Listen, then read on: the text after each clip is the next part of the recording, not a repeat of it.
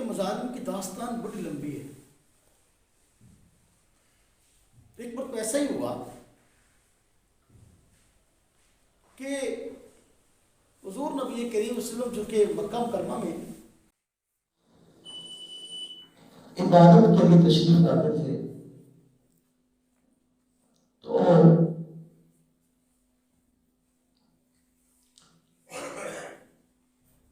اس نے اپنے لوگوں کو کہا کہ محمد جو کہ یہاں آتے ہیں اور آ کر سجدے میں گر جاتے ہیں اور لمبا سجدہ کرتے ہیں، تو میرا دل چاہتا ہے کہ جب بھی یہاں آئیں اور سجدے میں گرا ہوا ہو تو میں اس کے گردن کو دبوچ دوں، گردن پر پاؤں رکھ کے جو ہے اس قسم کی رائے کا اظہار اپنے ساتھی کے سامنے کیا